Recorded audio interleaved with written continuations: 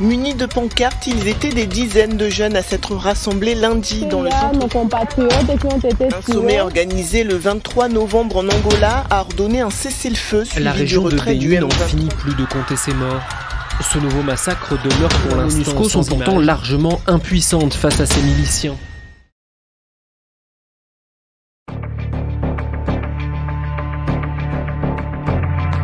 Dans les villages de Kalaké, Kitsimba et Karenga, dans le territoire de Nyiragongo, la vie reprend petit à petit ses droits après le départ du M23 et l'armée rwandaise. Les familles ayant fui par peur commencent à regagner timidement leur localité, mais à leur arrivée, ils découvrent l'horreur. À côté de leur maison, totalement pillées, si pas détruites, gisent plusieurs corps sans vie et d'autres en décomposition. Nous avons suivi certains parmi ces déplacés regagnant leur village, témoins de ce qui ressemble désormais à un crime de guerre et crime contre l'humanité. Ils décrivent des scènes de crimes dignes d'un film d'horreur. Selon eux, après avoir capturé leurs victimes, les rebelles du M23 et l'armée rwandaise les entraînaient dans la brousse pour les exécuter, soit par balle ou à la machette. Il était 4 heures du matin quand nous avons entendu des coups de balle et explosion des bombes. Nous avions chacun pris sa direction, mais ceux qui n'ont pas pu se déplacer ont perdu leur vie. Certains ont été décapités à la machette, les autres ligotés, puis tués. Par la grâce des dieux, certains se sont échappés.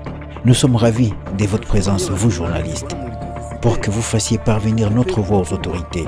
Qu'ils sachent aussi qu'à Karenga, il n'y a plus de vie après le passage du M23. Nous avons perdu beaucoup de gens dans la brousse, dans cette mésaventure du M23.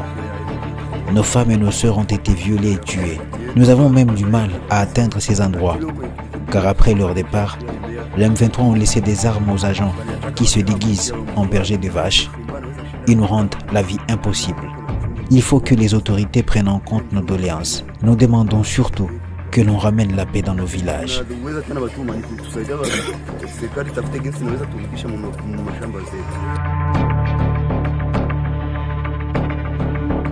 Même des enfants n'ont pas été épargnés, raconte Françoise, qui a perdu des proches et plaide pour que la justice internationale agisse.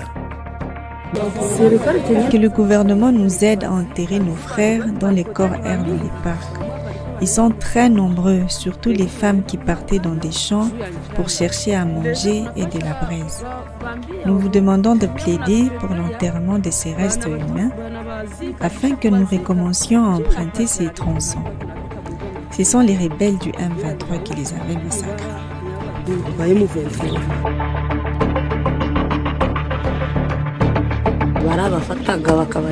On prenait les gens et les emmenait en brousse. Nous essayons de fuir, mais ceux qui n'y arrivaient pas étaient emmenés. Les femmes étaient violées avant d'être exécutées. Nous demandons à l'État congolais de nous aider à regagner nos domiciles et voir comment enterrer ceux qui sont morts, car nous ne savons plus arriver dans ces endroits où des corps gisent sur le sol. La population en appelle désormais à une implication directe de la communauté internationale pour documenter tous les crimes commis dans toutes les zones qu'occupait le M23 et l'armée rwandaise en vue des poursuites judiciaires, clame la société civile locale qui, rien que pour les villages de Kalaké, Kitsimba et Karenga, a comptabilisé plus de 200 morts. De leur passage, les M23 ont eu à massacrer plusieurs civils, à peu près 200, au niveau de Kalaké, au niveau de Kitsimba. Donc, ce sont malheureusement des enfants, des bébés, des femmes, surtout qui ont été péris dans ce massacre, perpétré par la coalition RDF M23. Donc, ce sont des violations graves des droits humains. L'urgence à cette heure serait d'abord de il serait d'abord adressé plutôt à l'armée congolaise de se déployer sur place. Pourquoi? Une fois l'information va circuler, je crois que ce que l'ennemi va encore faire, c'est de retourner rapidement pour venir peut-être réoccuper une fois de plus ces anciennes zones en vue peut-être d'enterrer dans des conditions, je ne sais pas comment, les restes des corps que lui-même avait achevé. Les territoires de Massissi, Rutshuru et Nyiragongo sont passés dans leur grande partie sous le contrôle des forces armées de l'EAC et chaque jour, la population locale fait des découvertes macabres, témoignages d'une barbarie humaine qui, on l'espère, ne restera pas impunie.